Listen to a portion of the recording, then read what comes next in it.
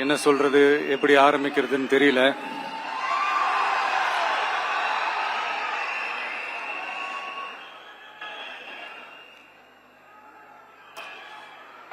சினிமாவில் எப்படியாவது கஷ்டப்பட்டு வெற்றி அடையணும்னு இருந்த ஒரு சாதாரண அசிஸ்டன்ட் டைரக்டருக்கு பிறந்த ஒரு பிள்ளையா எனக்கும் வாழ்க்கையில வறுமைனா என்னன்னு எனக்கு நல்லாவே தெரியும், பசினா என்னன்னு எனக்கு நல்லாவே தெரியும்.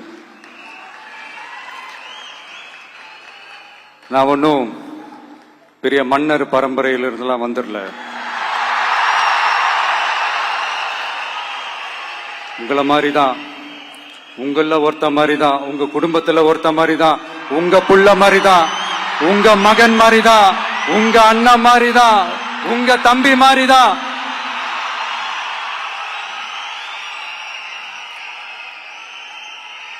அப்படிதான் நான் உணர்றேன்.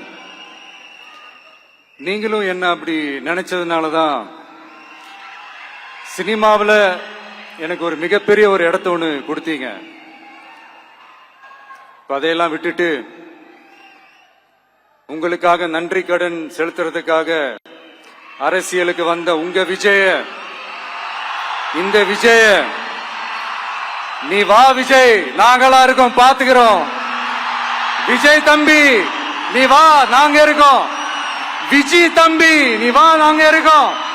அண்ணா நீ வாடா, நாங்களா இருக்கோம். நண்பா நீ வா நண்பா, நாங்களா இருக்கோம் சொல்லி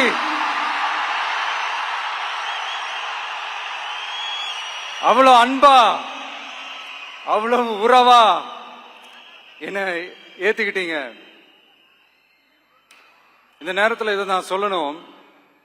இந்த டிராவல்ல, இந்த ப்ராசஸ்ல எனக்கு எவ்வளவோ கஷ்டங்கள், எனக்கு எவ்வளவோ இந்த அவமானப்படுத்தினதெல்லாம் ஒரு பக்கம் இருந்தாலும், எனக்காக கூட நின்ன உங்களுக்கும் அதே மாதிரி கஷ்டங்கள், அதே மாதிரி அவமானங்கள், அதையெல்லாம் நீங்க பெருசா எடுத்துக்காம, அதையெல்லாம் நீங்க பொருட்டாவே எடுத்துக்காம, என்னோட வலிகளை, என்னோட வேதனைகளை உங்களோட தான் நினைச்சு என் கூடவே நின்னு இன்னைக்கு சி ஜோசப் விஜய் எனும் நான்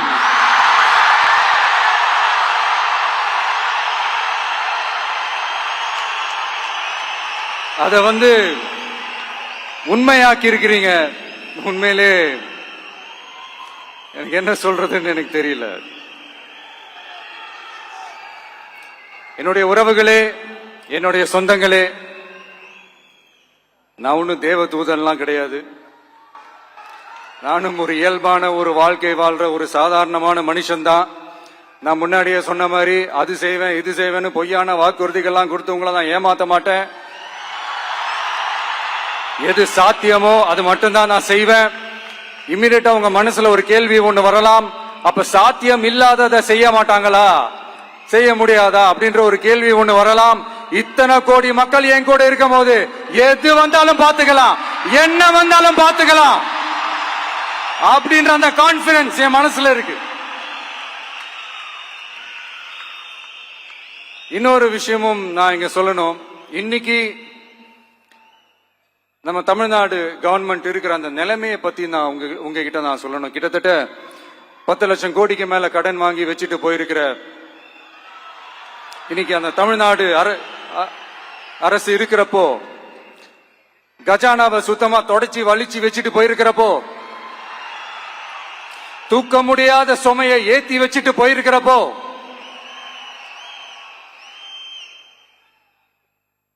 அப்படிப்பட்ட ஒரு நிலைமையில தான் இந்த பொறுப்பை நம்ம கையில் எடுத்திருக்கிறோம். உடனே நீங்க நினைக்கலாம், என்னடா இவர் ஏதோ பொறி வச்சு பேசுறாரா அப்படின்ட்டு. அப்படியெல்லாம் எதுவுமே கிடையாது. உள்ள போய் பார்த்தா தான் தெரியும் எது எந்த நிலைமையில இருக்குன்னு, என்ன இருக்கு என்ன இல்ல, எது எந்த நிலைமையில இருக்கு எது எந்த நிலைமையில இல்ல.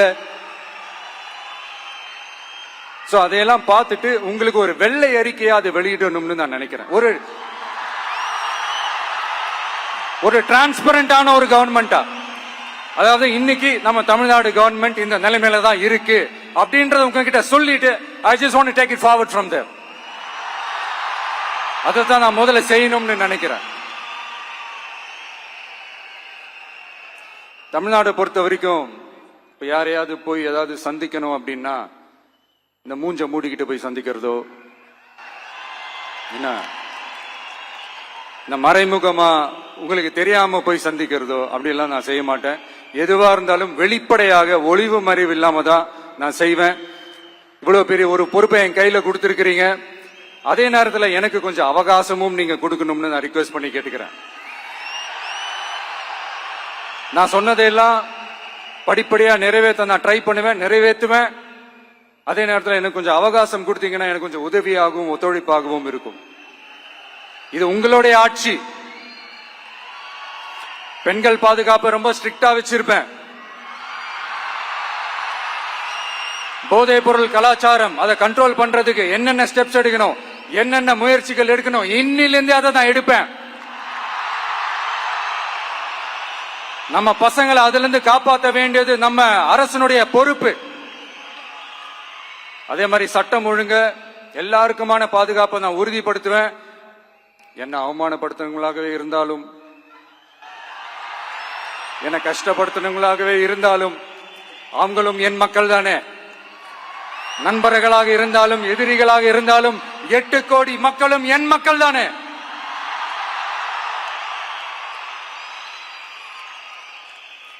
அது மாதிரி இந்த அடிப்படை விஷயங்கள், கல்வி, ரேஷன், மருத்துவம், குடிநீர், சாலை வசதி, பஸ் வசதி, இந்த மாதிரி விஷயங்கள்ல தான் என்னுடைய முழு முதல் கவனம் செலுத்தணும்னு எனக்கு தோணுது.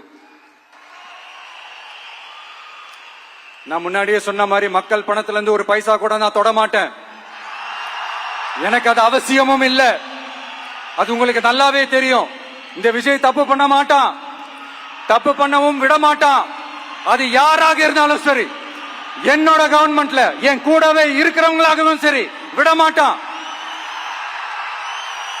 சப்போஸ் யாருக்காவது அப்படி ஒரு எண்ணம் மனசுல இருந்துச்சுன்னா, நம்ம ஜெயிச்சுட்டோம், ஒரு ஆட்டம் ஆடி பார்க்கலாம் அப்படின்ற எண்ணம் யாருக்காவது இருந்துச்சுன்னா இப்பவே இந்த நிமிஷமே அதை எரேஸ் பண்ணிருங்க.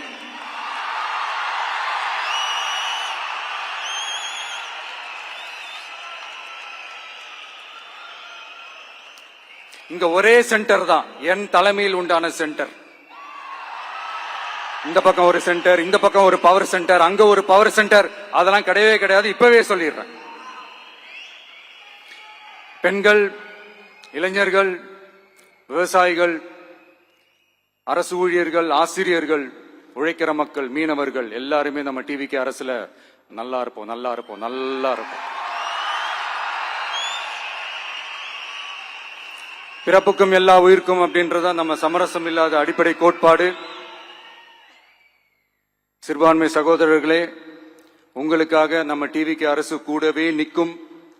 உங்களுக்கு அதுல எந்த விதமான சந்தேகமும் வேணாம்.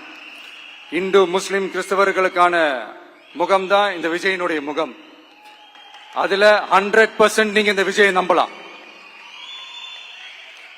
இப்படி ஒரு சூழலை ஏற்படுத்தி கொடுத்த தமிழ்நாட்டு மக்கள், ஒட்டுமொத்த மக்கள், உங்கள் அனைவருக்கும் இந்த நேரத்தில் என்னுடைய நன்றியை தெரிவிச்சு, இன்னொருத்தவங்களுக்கு முக்கியமா நான் நன்றி சொல்லணும்.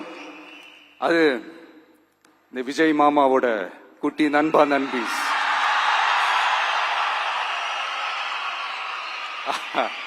அவங்களாலதான் இது நடந்திருக்கு. உங்களுக்கு எப்படி நன்றி கடன் செய்யணும்?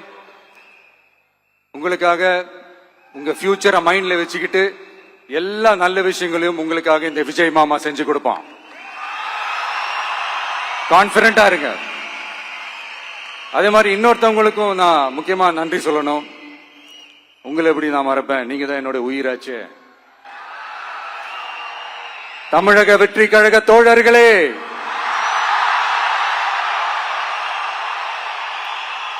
உண்மையில சொல்லணும்னா நீங்க இல்லைன்னா எதுவுமே இல்லை. என்னோட கழக தோழர்களுக்கும், கழக நிர்வாகிகளுக்கும், வாக்கு சாவடி முகவர்களுக்கும், மை டியர் வர்ச்சுவல் வாரியர்ஸ், உங்கள் அனைவருக்கும் கோடான கோடி நன்றிகள். வாங்க எல்லாருமா சேர்ந்து ஒரு ஃப்ரெஷ் கவர்னன்ஸ், ஒரு நியூ கவர்னன்ஸ் ஒன்னு கொடுப்போம். This is a new beginning.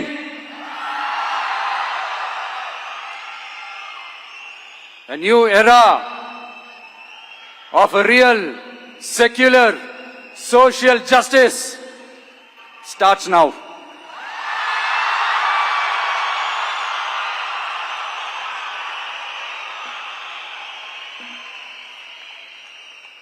மக்கள் நலன்களை மட்டுமே லட்சியமாக கொண்ட நமது அரசுக்கு பக்கபலமாக நின்று ஆதரவை வழங்கியுள்ள காங்கிரஸ் பேரியக்கத்தின் தலைவர் மதிப்புக்குரிய திரு மல்லிகார்ஜுன் கார்கே அவர்களே,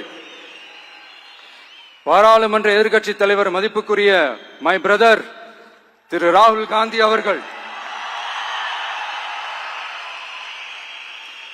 காங்கிரஸ் கட்சியின் பொதுச் செயலாளர் மதிப்புக்குரிய திரு கே.சி. வேணுகோபால் அவர்கள், தமிழ்நாடு காங்கிரஸ் தலைவர் மதிப்புக்குரிய திரு செல்வ பெருந்தகை அவர்கள், என்னுடைய நண்பர் பிரவீன் சக்கரவர்த்தி அவர்கள், சிபிஐஎம் கட்சியின் தேசிய பொதுச் செயலாளர் மதிப்புக்குரிய தோழர் திரு M.A. பேபி அவர்கள், மாநில செயலாளர் மதிப்புக்குரிய தோழர் திரு பி. சண்முகம் அவர்கள், அரசியல் தலைமை குழு உறுப்பினர் மதிப்புக்குரிய தோழர் திரு கே. பாலகிருஷ்ணன் அவர்கள், பாராளுமன்ற உறுப்பினர் மதிப்புக்குரிய தோழர் திரு சு. வெங்கடேசன் அவர்கள், நமது அரசுக்கு ஆதரவு வழங்கியுள்ள விடுதலை சிறுத்தைகள் தலைவர் மதிப்பிற்குரிய அண்ணன் திரு திருமாவளவன் MP அவர்கள், நாடாளுமன்ற உறுப்பினர் மதிப்புக்குரிய திரு ரவிக்குமார் அவர்கள், சட்டமன்ற குழு தலைவர் மதிப்பிற்குரிய திரு வன்னி அரசு அவர்கள், சிபிஐ கட்சியின் தேசிய பொதுச் செயலாளர் மதிப்புக்குரிய தோழர் திரு டி. ராஜா அவர்கள், மாநில செயலாளர் மதிப்புக்குரிய தோழர் திரு M. வீரபாண்டியன் அவர்கள், முன்னாள் தமிழ்நாடு மாநில செயலாளர் மதிப்புக்குரிய தோழர் திரு ரா. முத்தரசன் அவர்கள், இந்திய யூனியன் முஸ்லிம் லீக் கட்சியின் தலைவர் மதிப்புக்குரிய டாக்டர் திரு காதர் மொய்தீன் அவர்கள், நாடாளுமன்ற உறுப்பினர் மதிப்புக்குரிய திரு நவாஸ் கனி அவர்கள், உங்க எல்லாரையும் வருக வருக என்று வரவேற்கிறேன். முக்கியமா இந்த மாதிரி நேரத்துல எனக்காக நீங்க குரல் கொடுத்ததுக்கும், எனக்காக நீங்க சப்போர்ட் பண்ணி கூடவே நின்னதுக்கும் உங்க எல்லாருக்கும் இந்த நேரத்துல என்னுடைய நன்றியை தெரிவிச்சுக்கிறேன். கான்பிடண்டா இருங்க, நல்லதே நடக்கும், வெற்றி நிச்சயம். மீண்டும் சந்திக்கும் வரை இல்ல மீண்டும் மீண்டும் சந்திப்போம். நன்றி, வணக்கம்.